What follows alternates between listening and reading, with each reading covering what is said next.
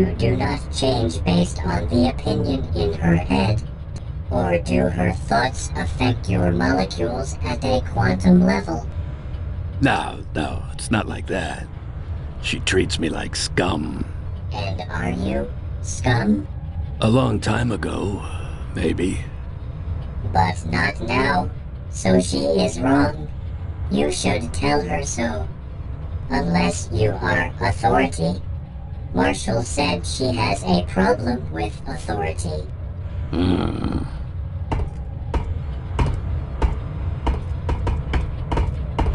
I am very confusing. What are you confused about? All these corporations, mercenary forces, alien races. I am mixing them over. Can't tell the players without a program, eh? Okay, let me give you some quick background on each of them. As Earth expands in this sector of space, different corporations are establishing colonies on uninhabited planets. They do everything from creating vacation resorts to mining exotic ores to terraforming. We and the Terran Colonial Authority patrol between the planets to keep the peace. The corporations try to get away with a lot out here, and they hire mercenary forces to help them get their way. We often find ourselves fighting the mercs to defend civilians who work for their own corporation. If we run into something we can't take on alone, we call in the Marines. Acheron is on our side. They're a private company who works hand in hand with our military to research and develop new weapons. The Leandri Corporation is a heavy industrial and mining combine with installations on dozens of planets. They defend their interests with an army of genetically engineered female warriors who have been raised since birth to be fighters. The Leandri Angels are cold, dispassionate, and highly efficient. They're among the elite of industrial mercenary forces. The Izanagi is a broad-based conglomerate modeled on the ancient Japanese Keiretsu. They're into whatever makes money, and they protect themselves with an elite corps of merc soldiers fanatically loyal to the corporation who call themselves Ghost Warriors. The Scar are a power-hungry race who have been trying to expand into this sector of space. Normally, their highly tribal social structure prevents them from working together. But recently, we've seen unusual examples of cooperation between the clans, which can only spell trouble for us. Their warriors are all highly independent, intelligent, and very dangerous fighters. The Azarians are borderline psychotic aliens who seem to live to fight. They had conquered a small area of space and subjugated a few minor races. Then they ran into the Scar and became slaves themselves. With their sadomasochistic tendencies, we're not at all sure they mind. The Kai are an old, semi-nomadic race that has spread from planet to planet, taking a keen interest in the archaeology, folklore, and traditions of each. They stay on the fringes of society, however, and make their way by performing menial tasks wherever they go. They are not a known aggressor race, and they're not indigenous to Hell. We think they're just creatures who were imported from off-planet to the labs and then mutated under the influence of the energy beam and the artifact.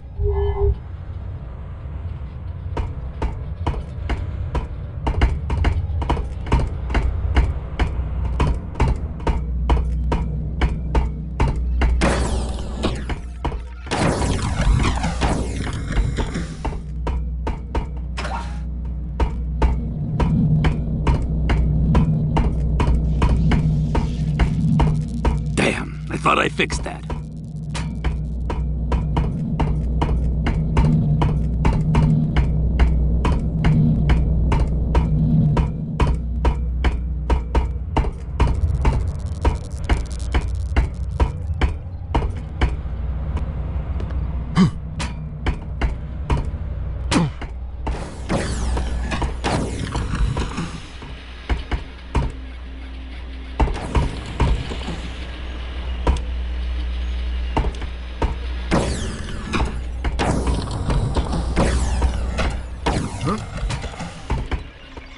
Do you want to activate the hyperlink with the sector commander? Fire it up. Go ahead and use this keyboard. Once you're hooked up, I'll wait by the door to give you the illusion of privacy.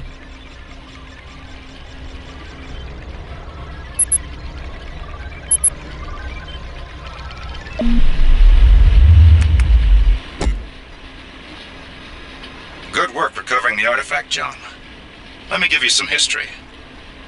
A little over a year ago, our Acheron Corporation discovered 2 of these artifacts and set up labs on Hell and Janus to study them. What do these things do? No one knows. We know they're virtually indestructible, and that they emit energy in a way we haven't begun to understand.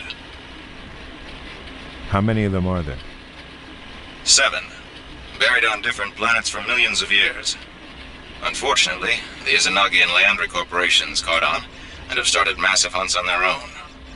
How do the Scar fit in? They know we want them, so they want them too. So what comes next? You may yet get your wish, John. General Drexler is temporarily recommissioning your ship as a Marine corvette. As of now, you and your crew are all temporarily restored to your former ranks. Will it be permanent? Perhaps. I've been breveted to the Marines as well, and your orders will come through me. Afterwards, I'll go back to the TCA, but you might be in for good. I've already briefed Ida on your next destination. Good luck, John, and good hunting.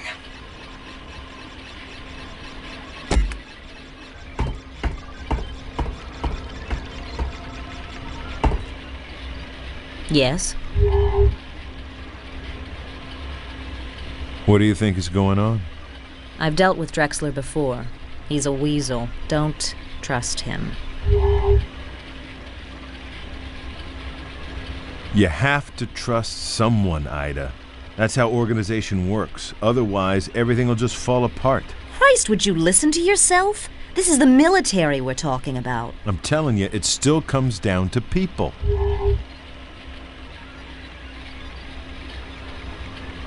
Has anyone deciphered the glyphs on the artifacts? Don't know, but you can bet they're trying. I can't believe I'm back in. Don't get your hopes up. If they make this permanent, I'll eat a snipe. I don't want my old rank back, and Isaac doesn't deserve his. Drexler is just using you, John. Now, what can you tell me about Acheron?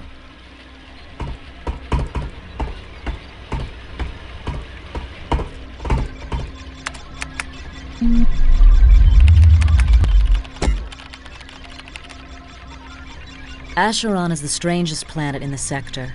It's a T-class world orbiting the star NC-867.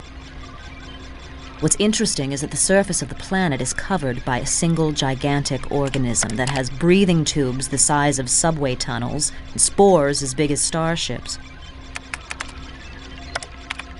The Izanagi Corporation has been methodically killing this creature as they terraform the planet. They've built a ring of giant chemical reactors to convert the atmosphere to Earth-standard oxygen-nitrogen levels, which the organism doesn't seem to tolerate. I've pulled some images from a Marine scout probe.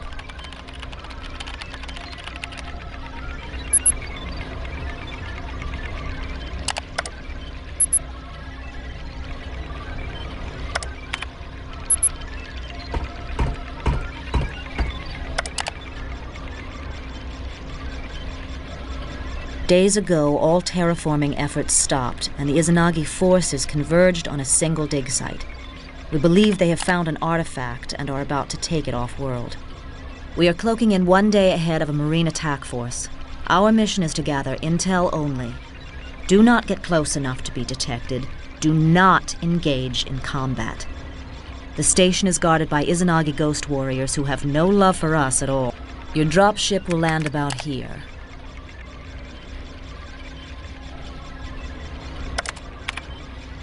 You can take this road up to the facility, and from there you'll be on your own. Be careful, John. I've asked Isaac to give you my pistol, Grace. She and I have been through a lot together, and I'd feel better knowing you have her down there to back you up. Isaac is ready for you, and Aban has some questions. If you haven't spoken with him yet, you can probably find him on the bridge. Good luck.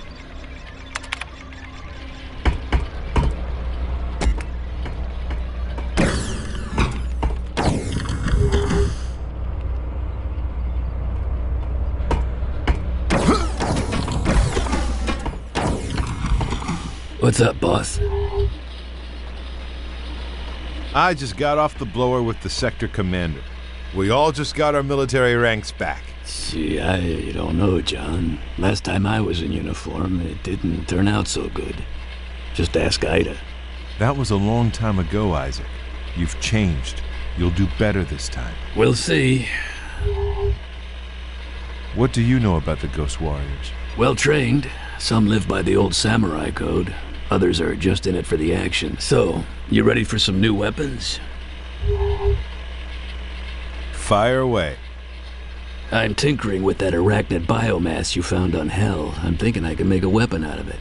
Anyway, I've added the flamethrower to your loadout, and I swapped with a buddy to get incendiary grenades for the launcher. Ida dropped off her Magnum as well. I'm surprised she's willing to part with it. Take your pick. Let's take a look at Grace. Ida's had her forever. She's a really sweet weapon. 50 caliber explosive ammunition. Very accurate and very powerful. Alt-fire is a 3-round burst that takes a little longer to reload. Use her for medium-range targets, when you're too far away for a shotgun, but too close for the sniper rifle. Anything else? How does the incendiary grenade work? Sprays burning phosphorus will set almost anything on fire. Make sure you don't get caught in the backflash. Run down the flamethrower for me. Its name pretty much says it all. The Vulcan uses canisters of napalm for ammo, and shoots out a spray of flaming gas. Just point and shoot to incinerate a whole crowd of enemies in close quarters. Alt-fire is a spray of unignited napalm that'll stick to any surface. You can set it off with primary fire or with one of your other weapons, but it's unstable enough that after a few seconds it'll probably ignite anyway. What'll it be?